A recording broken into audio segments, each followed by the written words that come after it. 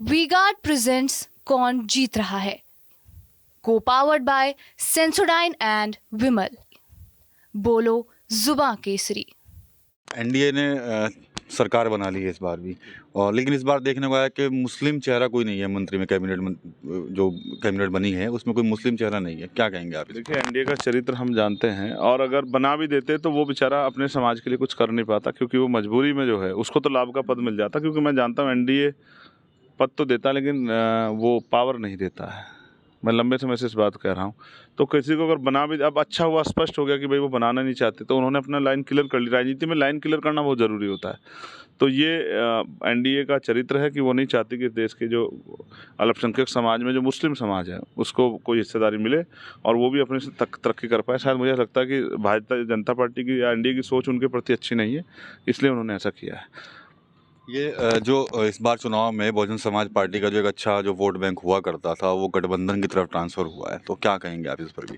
देखिए, मैं स्पष्ट कर चुका कि अम्बेडकरवादियों ने भारतीय संविधान की रक्षा के लिए हमारे कहे पे और हमारी जो है हमारे कर्मचारियों से बात करके वोट किया है। और इसलिए किया है कि ये लोग भी जो है संविधान और आरक्षण और लोकतंत्र की बात करें, तो उम्मीद है कि ये उन बातों पे खरे भी उतरेंगे। जैसे मैं एक बहुत बड़ा इशू है जिस पे अब हम लोग बात करने वाले हैं कि भाई जो युवा नेतृत्व तो वो कॉलेज और यूनिवर्सिटी में तैयार होता है, तो छात्र संघ चुनाव बहाल किए जाएं उत्तर प्रदेश में। हाँ, बंद है काफ़ी। हाँ, ये एक बहुत बड़ा विषय है। जैसे मैं सहारनपुर से आता हूँ और आप और मैं एक ही ज़िले के हैं, तो आप महसूस कीजिए, महाराज सिंह कॉलेज में कभी छात्र संघ चुनाव होता था, कभी जैन कॉलेज में होता था, मुन्ना लाल गर्ल्स कॉलेज में होता था। आप इसको इस तरह समझिए कि जो पैसे वाले लोग हैं वो तो राजनीति में ऊपर से आ जाते हैं। उनकी स्वीकारता इसलिए होती है कि उन पर पैसे हैं, पैसे के आधार पर राजनीति करते हैं। कुछ लोग परिवार के आधार पे कुछ जगह राजनीति चली आ रही है कि जिनके पिता एमएलए हुए, एमपी हुए, या और किसी लाभ के पद पे रहे तो मंत्री बन गए, तो उनके बच्चों को भी एक विरासत मिल जाती है, सीखने का मौका। तो नौजवान, जो गरीब नौजवान है, गांव का जो बेटा है, वो कहाँ सीखता है? वो कॉलेज यूनिवर्सिटी में सीखता है अपने लिए आवाज़ उठाना, संघर्ष करना, अन्याय के खिलाफ लड़ना, पुलिस से जो है अपने अधिकारों के लिए बात करना, एडमिनिस्ट्रेशन से बात करना, सवाल खड़ा करना। उसका मानसिक, शारीरिक और बौद्धिक विकास जो है कॉलेज में होता है। तो वो नया नेतृत्व ना पैदा हो जाए, इसलिए मुझे ऐसा लगता है जानबूझ के षड्यंत्र करके जो है छात्र संघ चुनाव बंद किए गए। मैं बहुत मजबूती से आवाज़ उठाऊंगा देश के जैसे नीट का मामला है। अब देखिए, कॉलेज में छात्र संघ चुनाव होते हैं तो लीडरशिप होती, तो नीट के मामले पे इतना समय नहीं लगता। जिस तरह से आप देख कितना बड़ा जो है घोटाला हो गया है और वो मांग कर रहे हैं। तो मैं भी चाहता हूँ कि नीट का पेपर ये दोबारा हो, और हर कोई भी पेपर हो उसमें किसी भी तरह की जो है, जिस तरह का भ्रष्टाचार नज़र आ रहा है, पेपर लीक या फिर घोटाले, ये नहीं होने चाहिए। बच्चों के भविष्य के साथ किसी तरह खिलवाड़ नहीं होनी चाहिए।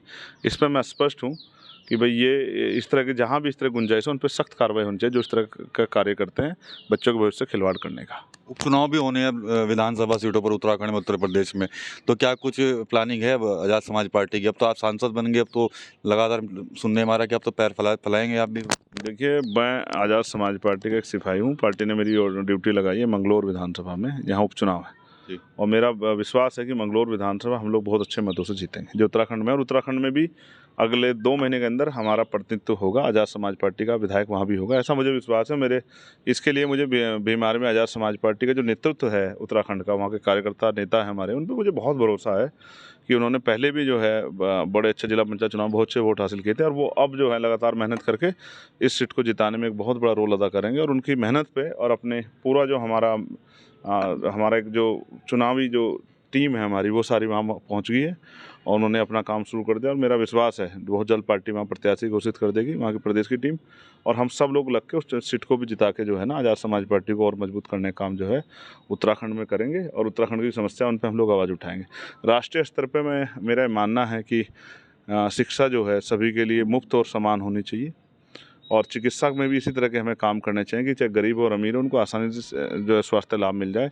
इसलिए चिकित्सा भी सरल होनी चाहिए, और उसके लिए जो है इस पर रिफॉर्म की जो ज़रूरत है, उसके लिए भी सरकार से हम लोग बात करेंगे कि समान शिक्षा और समान चिकित्सा लागू हो, और न्याय प्रक्रिया जो है उसको भी सरल होना चाहिए। क्योंकि कोई गरीब आदमी न्याय के लिए सुप्रीम कोर्ट नहीं जा सकता है, हाई कोर्ट नहीं जा सकता, बहुत पैसा लगता है। देश में बहुत बड़ी आबादी इस लायक नहीं है कि वो सुप्रीम कोर्ट, हाई कोर्ट चली जाए। तो बहुत सारी चीज़ों पर अभी बात होनी जरूरी है, और उनको मुद्दा बनाना जरूरी है, जिससे कि जनता को समझ आए कि हम उनके हितों के लिए लड़ रहे हैं और जनता हमारा साथ दे। जब जनता हमारा साथ देगी तो इस लड़ाई को हम आसानी से जीत पाएंगे, और सरकार को मजबूर कर पाएंगे कि वो उन पर मजबूत सख्त कानून बना के, और ये जो है जनता के हितों के काम हो और जनता की समस्या खत्म। वी गार्ड प्रेजेंट्स कौन जीत रहा है, Co-powered by Sensodyne and Vimal.